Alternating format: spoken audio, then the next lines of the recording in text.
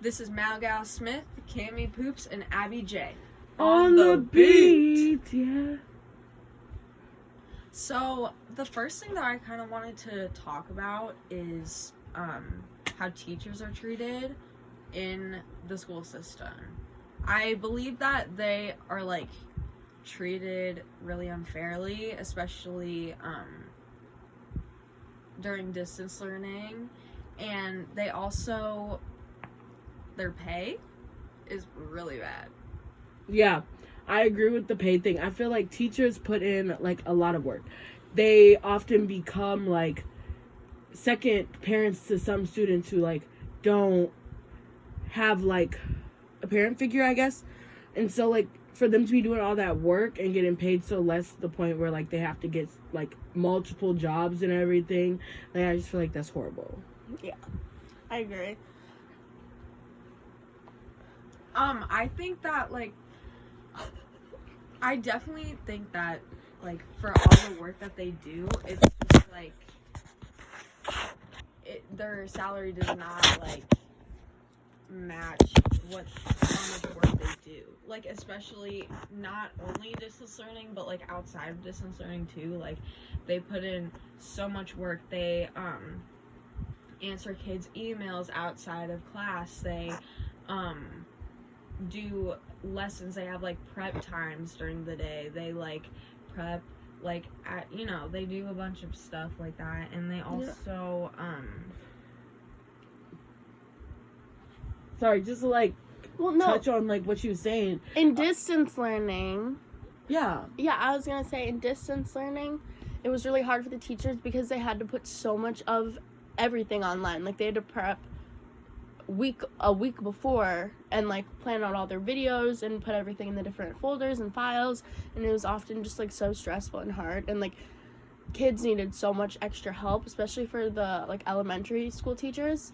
That was a lot harder because kids don't have like attention spans, or, you know, just like stuff like that, or they didn't understand it. So I know that from some sources, I've heard that teachers have had to do, like, a lot of extra Google Meets and outside of class time, and they've just had to do so much just during distance learning, and their pay just does not follow all the work.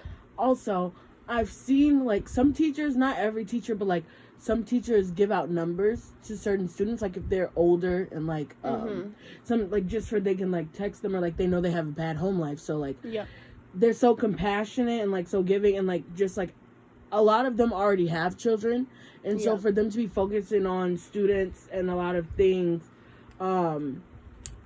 at the same time as they're supposed to be focusing on their own children, I know that can be hard. One of our sources said, like, it interferes a lot, you know, if you have to be doing so much work behind the scenes with students still, and then having to, like, pay attention and give love to your kids. And to, like, go off of that, like, not only just, like, connecting with the kids, but, like, the stuff that they have to do, like, for the actual job, like, the degrees that they have to get, and they have to do their they have to, like, buy their own, like, teaching classes, and, like, to, like, learn how to, like, be a teacher, and they have to pay for that themselves. And also in college they have to get, like, certain degrees, and that's with your own money as well, and they just put in so much time and money for it to not really benefit them in the long term, even though they're obviously in it because they want to do it. And, like, just because with the degrees that they've had to pay for, I know one of our sources that has been teaching for years is still paying off their debts.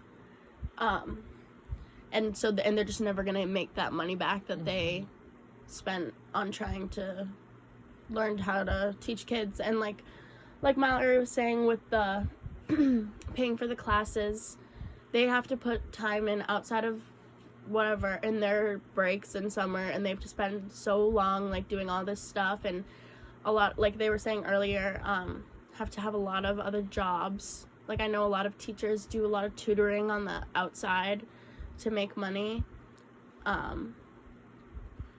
Yeah, and just to talk about like how he said like they had to pay for like their like teaching classes. It's just so crazy that like they would have to pay for it because like I know within the classes they probably have to take a cultural class and racism and like POC and everything. That's such a big like problem within the school system. So it's just crazy that they would have to pay for it when like so many problems could be solved if like they just had it required as just like a required thing. So yeah, and it's just like it's so hard because they have to pay in order to level up and to keep teaching and to keep getting more knowledge and whatever. And it's just like it's a lot, and oftentimes it's not even enough to get them to understand the culture of their students and how to handle different situations. They just it's never enough. Yeah. I don't think people really understand that like they get this money from being a teacher and then but they get money but then they have to go pay for these classes that they have to take and have to like some of them might not have the same not have enough like resources for children to use in the classroom, so they have to go buy that, and then that's supposed to be their living wage, so they also have to spend it on real life things like bills and kids. Rent and their kids and like, and if they're a single parent, and a single parent with like that's definitely not 3 enough. kids, and so I don't think people think about that enough. Like this is their wage, but they're also spending it on a lot of stuff because of the institution. And it's like these teachers are forming the future of the world, like literally, because they're teaching all of us how to do all these different things and whatever, and like they're literally teaching us everything we know. So it's like, why shouldn't they be paid a ton, way more than it? It's like, it's almost like they're almost as important as like, I don't know, what would they be almost as important as, like not like a doctor, but like I don't know, just something very like something that people admire a lot. Yeah. Like I feel like teachers should be admired more. Yeah, they do a lot of stuff that they're not credited for. Like I know a lot of people like myself, I form like bonds with my teachers. Yep. And they have helped a lot of people out of situations that even like counselors or other people couldn't solve. Yeah. Like they build actual bonds. It's just crazy. Like they should definitely be looked up to more because they spend their life teaching your kids what they need to know. Another thing I wanted to talk to you guys about today was the LGBTQ plus community and how it's just not really talked about and respected in many school systems. There aren't many classes or groups that talk about the struggles that people go through every day, having to go to schools filled with people that aren't like them or maybe whatever. And a lot of the time kids throw around slurs and they just don't understand like the true hurt that it could actually have on the person that they're saying it to, and they just throw them around. And so I just think it's just because they're not as educated. Like it's just not something we talk about at school at all. Like, and if there is a group for it, it's very small and it's not very known. I feel like that there obviously at a lot of schools there's like maybe clubs or, you know, extracurricular things that involve like learning about LGBTQ plus community, but I feel like there needs to be something implemented that everyone learns about, especially in like just like a something that's required, like a course. Yeah, like in health class. Like learning about like relationships and stuff. It's just like it should feel like a basic thing. Yeah, a basic thing that you need to learn. And I know And I think that it definitely needs to be talked about more because when you think about it, there are a lot of people in the community that go to these schools, but if they don't feel like they have like a teacher or someone who acknowledges that and is like, that's okay, like that's fine with me, and like you deserve to be like as comfortable as anybody else in the school, I feel like things would be different. Also, when you don't reinforce like those types of rules, it results in like a lot of bullying. And if it's not addressed, or like if they don't have like a stance on it, then I know like it continues and continues. Yeah. And I know that a lot of students aren't comfortable with their own sexuality and like telling even their own parents. So imagine like coming to school and just like not being accepted at school either. Right. It's just like a super unsafe and just uncomfortable situation. And I know I've heard from various people that they feel uncomfortable going into their own bathroom of, and yeah, which that should not be a thing. That should never be a thing. Someone should not be uncomfortable to go to the bathroom at their school. Yeah. Yeah, we often there like are a lot of people in like the school who aren't like represented and everything, and I think that since we're talking about that, it would be a good time to talk about like race and everything, and like how there's like a bad stigma against talking about race in schools, and like proper like giving proper education to like not giving proper information to their students who aren't of like POC or anything. So then they become ignorant to it, and they're just so uneducated. Yeah. Because like in history classes they talk about, it's a small section of the history is when they talk about slavery. It's a very small section.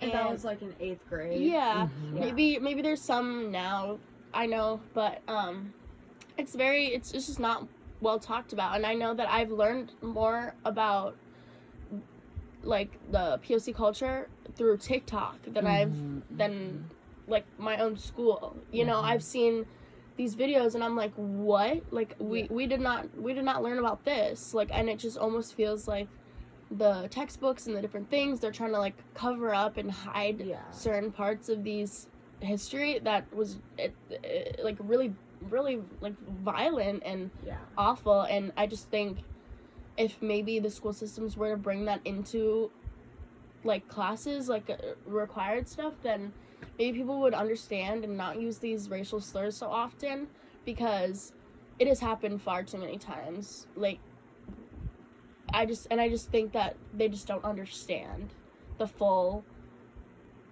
of what they're saying, and the consequences aren't very severe. Yeah. I feel like for me, I feel like I've learned more through like my own research and actually talking to POC rather than in school. And I feel like if people maybe aren't as like interested in learning about it or don't have the resources to learn, they should be. They should be.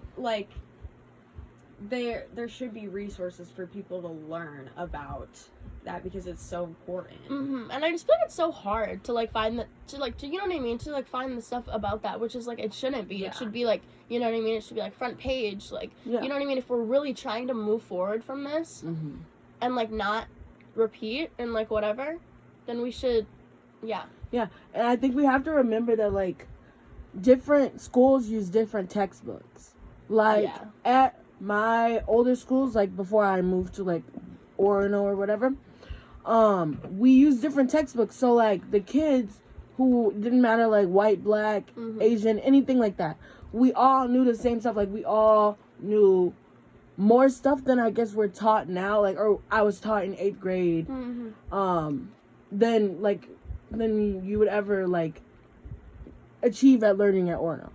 Like we had textbooks that went more into depth and didn't always talk about the bad things and everything. Like most times I'll be talking to friends or whatever, and like sometimes I'm even talking to you guys, and I'll say something about like the black community and like something that we've done or like something that's going on or whatever, and you guys would be like, what? You know?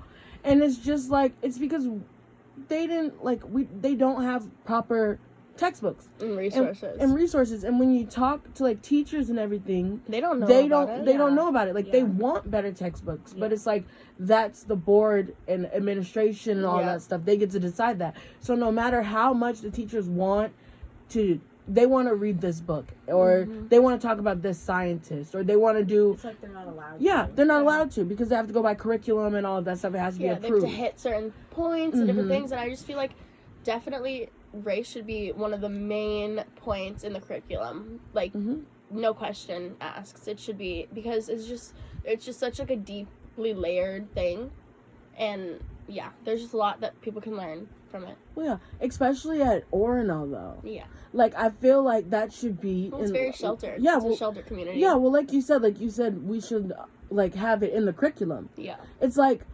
that type of stuff. Like, race at Orono is a way bigger deal than race at any other place. I feel exactly. Like it's like we like to pretend that it's okay.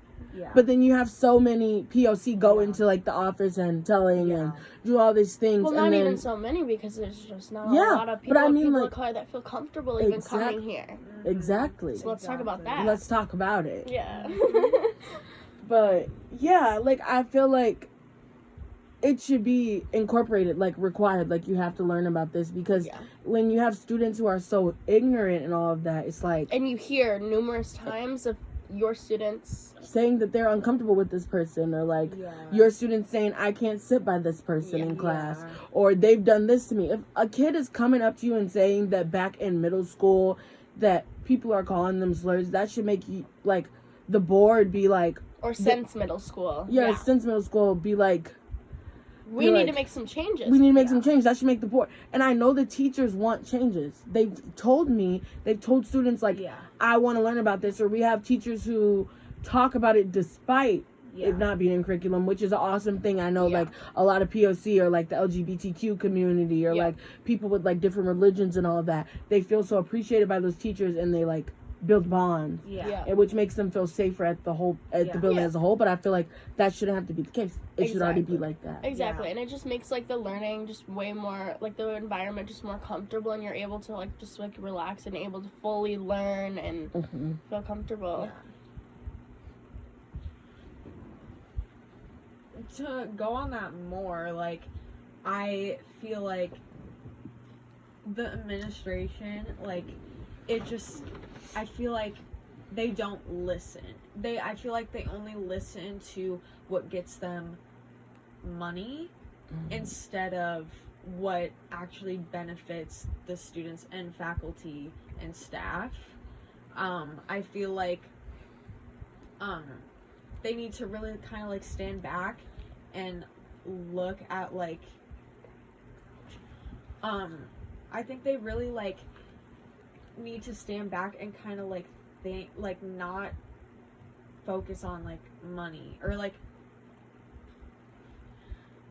they need to just, like, they need to just focus on, like, other perspectives, and just I know what you're trying to say. It's hard to, like, formulate. I think, like, what she's trying to say, like, remember when the Black Lives Matter movement was really big, or, like, when it's like Pride Month and all that stuff. Orono really, really, really, really talks about it. Like, they talk about it during those months, or, like, when that was popular, when it was in the public eye, when other board administrators were talking about it and saying, like, well, this would get you a really good image, like, promote it and all that stuff. But it doesn't seem very genuine. It's not. It's for their image. You know what I mean? Exactly. So just to kind of wrap things up, something that I've noticed that kind of correlates throughout all the things we've talked about today is how all of these things are kind of unfair. Yeah. And they're not equal, or there's no equity between anything. Yeah, I agree. And I just think that overall there's just a lot of things that we can do better on in, like, the school systems. And I just think that in the students' place and in the teachers' place and in the administration and all of that, we're all at, like, a place of unfairness, especially with COVID. Yeah, and I think we have, like, all these different components. Like, we have teachers and students and race and class and all that stuff. But, like, overarching, like you guys were saying, it's unfair. And, like, we need to do something to change it. We need to make it better.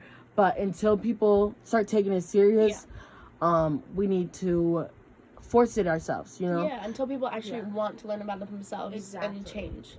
Yep.